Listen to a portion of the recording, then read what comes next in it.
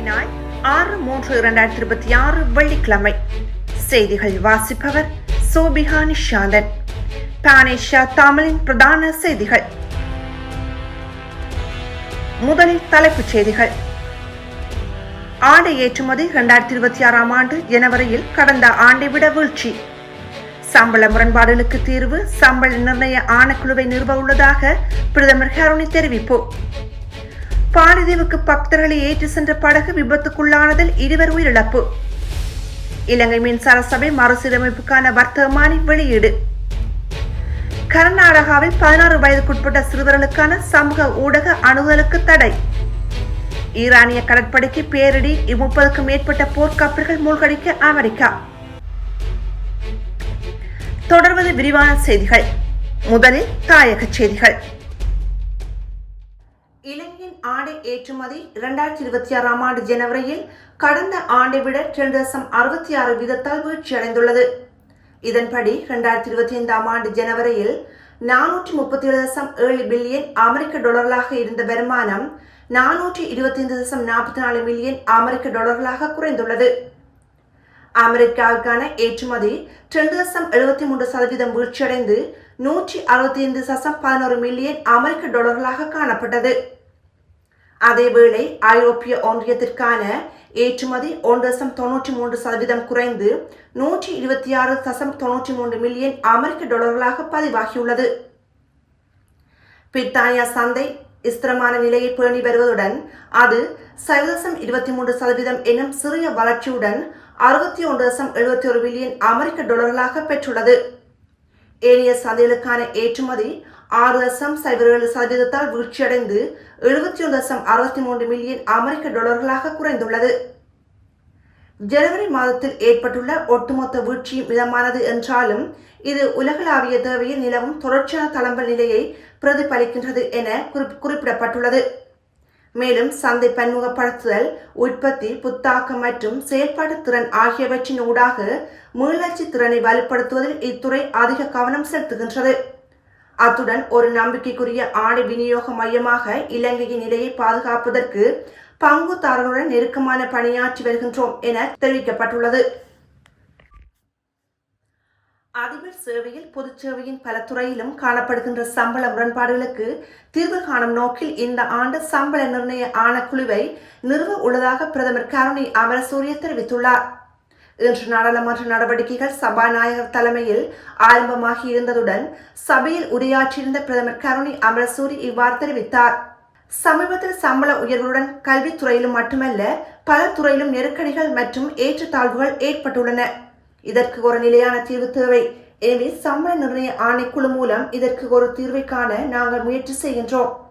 அதிபர்களின் பிரச்சனைகள் தொடர்பான திட்டங்கள் சம்பள ஆணைகளுடன் சமர்ப்பிக்க நாங்கள் எதிர்பார்க்கின்றோம் என பிரதமர் ஹருணி அமரசூரி இவ்வாறு தெரிவித்தார். குருநகர் இறங்குதுறையிலிருந்து புதிய அந்தோனியர் ஆலயத்திற்கு புறப்பட்ட படகு ஒன்று நீரில் மூழ்கி விபத்துக்குள்ளாகியுள்ளது. இந்த நிலையில் அவர்களை மீட்கும் நடவடிக்கைகளில் அப்பிரதேச கடற்தொழிலாளர்கள் உடனடியாக ஈடுபட்டுள்ளனர். யாழ்ப்பாணத்திலிருந்து பாலதீவுக்கு பக்தர்களை ஏற்றி சென்ற படகு விபத்துக்குள்ளானதில் 2 உயிரிழந்த நிலையில் அவர்களின் சடலம் யாழ் போதனா வைத்தியசாலையில் ஒப்படைக்கப்பட்டுள்ளது. குருநகர் பகுதியை சேர்ந்த 80 வயதான எம் ஜோசப் மற்றும் 57 வயதான பிரான்சிஸ் ஆகியோரே இவ்வாறு உயிரிழந்துள்ளனர். இதேவேளை 13 வயது சிறுவன், 4 பெண்கள், 8 ஆண்கள் என 13 பேர் வைத்தியசாலையில் அனுமதிக்கப்பட்டுள்ள நிலையில் அவர்களில் ஒரு ஆணும் 2 பெண்களும் ஆபத்தான நிலையில் சிகிச்சை பெற்று வருகின்றனர். படகில் பயணித்தவர்களின் எண்ணிக்கை தெரியாத நிலையில் கடலில் மூழ்கியவர்களை மீட்கும் பணிகள் அப்பகுதி கடற்தொழிலாளர்களால் தொடர்ந்து முன்னெடுக்கப்பட்டு வருகின்றது. இதன் அடிப்படையில் பாதிக்கப்பட்டவர்களுக்கு தீவிர சிகிச்சை அளிக்கப்பட்டு வருகின்ற நிலையில் தற்போது யாழ் போதனா வைத்தியசாலையில் அவசரமாக குருதி தேவை ஏற்பட்டுள்ளது. காயமடைந்தவர்களின் உயிரை காக்க பொதுமக்கள் மற்றும் தன்னார்வலர்கள் ஒத்துழைப்பு உடனடியாக எதிர்பார்க்கப்படுகின்றது. எனவே குருதி வழங்க விரும்பும் கொடையாளர்கள் மற்றும் இளைஞர்கள் உடனடியாக யாழ் போதனா வைத்தியசாலையின் குருதி வங்கி பிரிவை நாடுமாறு அவசர கோரிக்கை விடுக்கப்பட்டுள்ளது. இந்த இக்கட்டான சூழலில் மனிதாபிமான அடிப்படையில் முன்வந்து குருதி வழங்கி உதவுமாறு கேட்டுக் கொள்ளப்படுகின்றது. யாழில் பல்கள் மற்றும் கருப்பு சந்தையில் விற்பனை செய்வதற்காக கொண்டு செல்லப்பட்ட சுமார் 500 லிட்டர் மண்ணெண்ணெய் அதனை கொண்டு சென்ற வாகனம் என்பன கைப்பற்றப்பட்டுள்ளது. இதன்போது வாகனம் செலுத்திய சாரதியும் கைது செய்யப்பட்டுள்ளார். பருத்தித்துறை போலீசாருக்கு கிடைத்த ரகசிய தகவலை அடுத்து பருத்தித்துறை போலீஸ் நிலைய பொறுப்பதிகாரி பிரியந்த அமரசிங்க தலைமையிலான குழுவினரால் குறித்த கைது நடவடிக்கை முன்னெடுக்கப்பட்டுள்ளது. கைப்பற்றப்பட்ட வாகனம் மற்றும் எரிபொருள் என்பவற்றுடன் வாகன சாரதியும் நீதிமன்றில் முற்படுத்துவதற்கான நடவடிக்கைகள் பருத்தித்துறை போலீசாரால் மேற்கொண்டு வருகின்றது. இலங்கை மின்சார சபையின் செயற்பாடுகள் மற்றும் கடமைகளை எதிர்வரும் மார்ச் 9 முதல் மாற்றும் வகையில் எரிசக்தி அமைச்சர் குமார ஜெயக்கொடி ஒரு அசாதாரண வர்த்தமானியை வெளியிட்டுள்ளார். மின்சார உற்பத்தி, பரிமாற்றம், விநியோகம் மற்றும் அமைப்பு செயற்பாடுகளுக்காக 6 நிறுவனங்களை நிறுவுவதற்கான ஏற்பாடுகள் செய்யப்பட்டுள்ளதாக வர்த்தமானி அறிவித்தல் தெரிவிக்கின்றது. இதன்படி 2024 ஆண்டின் 36ஆம் இலக்க மின்சார சபை சட்டத்தின் பல உபபிரிவுகள் திருத்தம் செய்யப்பட்ட வர்த்தகமானி வெளியாகியுள்ளது. மின்சாரத்துறையின் மறுசீரமைப்புக்கு தேவையான பல முக்கிய ஒழுங்குமுறை மைற்கற்கள் நிறைவடைந்ததை தொடர்ந்து வர்த்தகமானி எண் 2478/41 வெளியிடப்பட்டுள்ளது. இலங்கை கடல் எல்லைக்கு அருகில் நங்கூரமிடப்பட்டுள்ள ஈரானிய கப்பலான ஐரிஸ் புஷியர் 204 பணியாளர்களை இலங்கை கடற்படை பாதுகாப்பாக கொழும்பு துறைமுகத்திற்கு அழைத்து வந்துள்ளதாக கடற்படை ஊடக பேச்சாளர் தெரிவித்துள்ளார். இது தொடர்பாக சிறப்பு அறிக்கை ஒன்றை வெளியிட்ட ஜனாதிபதி அனுரகுமார திசாநாயக்க நேற்று கேள்விக்குரிய கப்பலை திருகோணமலை துறைமுகத்திற்கு கொண்டுவர நடவடிக்கை எடுக்கப்படும் என்று கூறினார். கேள்விக்குரிய கப்பல்கள் 208 பேர் கொண்ட பணியாளர்கள் இருந்ததாக கூறப்படுகின்றது. நாட்டின் கௌரவத்தையும் மனித உயிர்களை பாதுகாக்கும் வகையிலும் நாடென்ற வகையில் சர்வதேச உடன்பாடுகளுக்கு எமது அர்ப்பணிப்பை வெளிப்படுத்தும் வகையில் தான் ஈரானிய கப்பல் விவகாரம் தொடர்பில் தீர்மானம் மேற்கொண்டதாக ஜனாதிபதி அனுரகுமார திசாநாயக்க தெரிவித்துள்ளார். எமது நிலம், எமது கடற்பரப்பு, எமது வான்பரப்பு என்பவற்றை மோதல்களின் போது எந்த வகையிலும் எந்தவொரு நாட்டிற்கும் சார்பாகவோ எந்தவொரு நாட்டிற்கு பாதிப்பு ஏற்படும் வகையிலோ பயன்படுத்த அனுமதிப்பதில்லை என்பதே எமது நிலைப்பாடாகும்.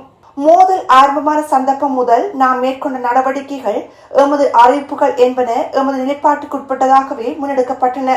இந்த நிலையில் ஈரான் நாட்டு கப்பல்கள் தொடர்பான பிரச்சனை எழுந்துள்ளது. அதிலும் நாம் நடுநிலையை பின்பற்றியுள்ளோம். நாடென்ற வகையில் எந்த வகையிலும் நடுநிலை பாதுகாக்கும் அதே சமயம் மனித அபிமானத்துக்கும் முதன்மை அளிக்கின்றோம். மனித உயிர்களை பாதுகாப்பது ஒருபோதும் பின்னிற்க மாட்டோம்.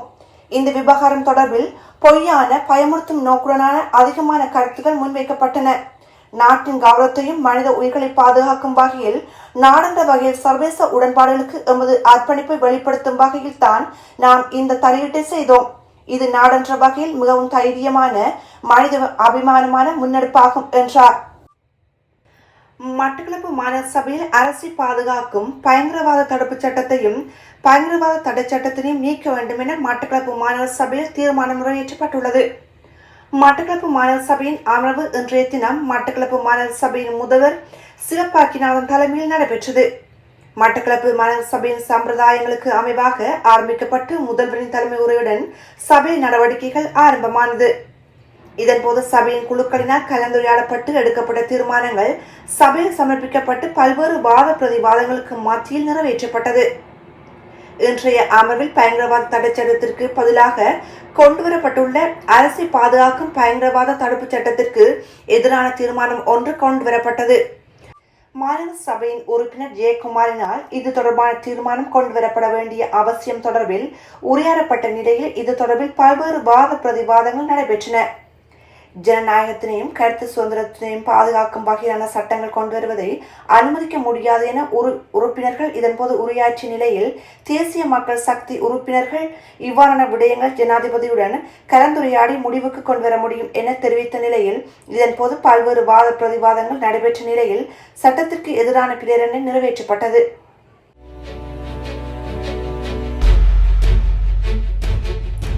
தொடர்வது இந்திய செய்திகள். 16 வயதுக்கு உட்பட்ட சிறுவர்கள் சமூக ஊடகங்களை பயன்படுத்துவதை மாநில அரசு தடை செய்யும் என்று கர்நாடக முதலமைச்சர் சித்தராமையா இன்று அறிவித்துள்ளார். கர்நாடக சட்டமன்றத்தில் 2026-2027 மாநில வரவு செலவு திட்டத்தை அவர் தாக்கல் செய்து கொண்ட போது இந்த அறிவிப்பு வெளியானது. சுமார் 4.20 லட்சம் கோடி இந்திய ரூபாய் மதிப்பிலான இந்த பட்ஜெட் பெங்களூரு மற்றும் பிற பின்தங்கிய பகுதிகளில் நலத்திட்டங்கள் மற்றும் உட்கட்டமைப்பு மேம்பாட்டில் கவனம் செலுத்தும் என்று எதிர்பார்க்கப்படுகின்றது. சிறுவர்கள் மத்தியில் அதிகப்படியான ஸ்மார்ட் போன் மற்றும் சமூக ஊடக பயன்பாடு குறித்து அதிகரித்து வரும் கவலைகளை நிவர்த்தி செய்வதை நோக்கமாக கொண்டு இந்த முன்மொழியப்பட்ட கட்டுப்பாடு விதிக்கப்பட்டுள்ளதாக சித்தராமையா கூறினார். 16 வயதுக்குட்பட்ட சிறுவர்களுக்கு சமூக ஊடகங்களை அணுகுவதை ஒழுங்குபடுத்தும் யோசனை கர்நாடக அரசாங்கத்திற்கு சிறிது காலமாக விவாதத்தில் இருந்து வந்த நிலையில் முதல்வரின் இந்த அறிவிப்பு வந்துள்ளது.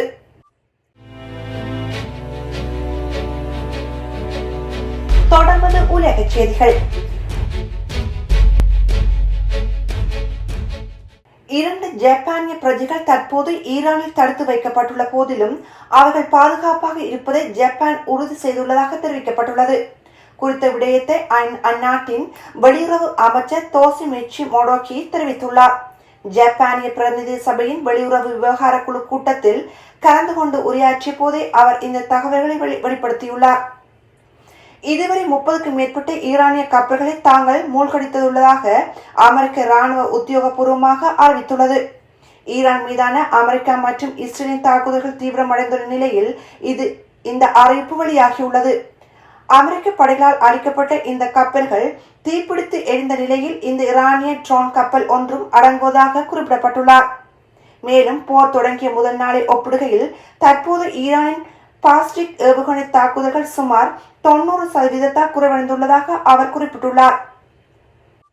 ஈரானிய ஆயுதப்படைகள் உடனடியாக சரணடைய வேண்டும் என்று அவ்வாறு செய்ய தவறினால் அவர்கள் நிச்சயமாக மரணத்தை சந்திக்க நேரிடும் என்று அமெரிக்க ஜனாதிபதி டொனால்ட் ட்ரம்ப் எச்சரித்துள்ளார். வெள்ளை மாளிகையில் உரையாற்றும் போது அவர் இந்த கருத்தை தெரிவித்துள்ளதாக சர்வதேச ஊடகங்கள் செய்தி வெளியிட்டுள்ளன. டிரான் புரட்சி பாதுகாப்பு படை, ராணுவம் மற்றும் காவல் பிரிவின் அனைத்து உறுப்பினர்களும் ஆயுதங்களை கீழே போடுமாறு நான் மீண்டும் கேட்டுக்கொள்கின்றேன். நீங்கள் சரணடைந்தால் நீங்கள் முழுமையாக பாதுகாக்கப்படுவீர்கள், இல்லையெனில் நீங்கள் மரணத்தை எதிர்கொள்வீர்கள் என அவர் இவ்வாறு குறிப்பிட்டுள்ளார். இத்துடன் பானிஷியன் தமிழின் பிரதான செய்திகள் நிறைவேறுகின்றது. செய்திகள் உடனுக்குடன் தெரிந்து கொள்ள பானிஷியன் தமிழ் நியூஸ் வலையொலியை சப்ஸ்கிரைப் செய்யுங்கள். நேரலையில் www.panisyatamil.tv என்ற இணையதளம் வாயிலாக தொலைக்காட்சி நீங்கள் பார்வையிடலாம். நன்றி.